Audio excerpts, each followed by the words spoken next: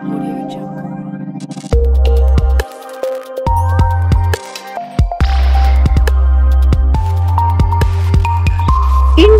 TV9 news Maharashtra. Atul Kulkarni police अधीक्षक सोलापूर ग्रामीण यांच्या संकल्पनेतून ऑपरेशन पहाट या उपक्रमांतर्गत वंचितांसोबत दिवाळी हा अभिनव उपक्रम राबवण्यात आला।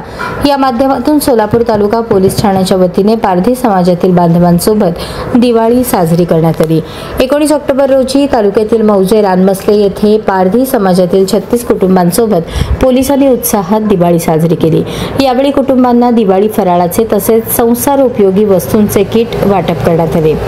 याशिवाय संगदरी, दोड्डी, दामले वस्ती, बिबीदारफळ, एकरूख आणि पडसाळी या गावातील पारधी समाजातील बांधवांनाही दिवाळी साहित्य वाटप करण्यात आले। या उपक्रमामुळे आनंदित झालेल्या पारधी समाजातील बांधवांनी पोलिसांविषयी कृतज्ञता व्यक्त केली। यावर्षी आमची अनोळखी दिवाळी साजरी झाली अशी भावना समाजातील लोकांनी व्यक्त केली।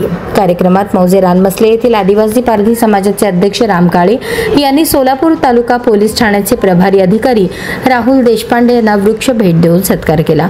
देशपांडे यांनी उपस्थित महिला, पुरुष आणि तरुणांना मार्गदर्शन करताना पारधी समाजातील उपलब्ध कल्याणकारी योजना, रोजगार संधी आणि शैक्षणिक प्रकल्पांची माहिती दिली। तसेच महिलांसाठी शिलाई मशीन, पापड बनवण्याची मशीन, पिठाची गिरणी अशा सुविधा अनुदानावर उपलब्ध करून देण्याचे नियोजन असल्याचे सांगितले।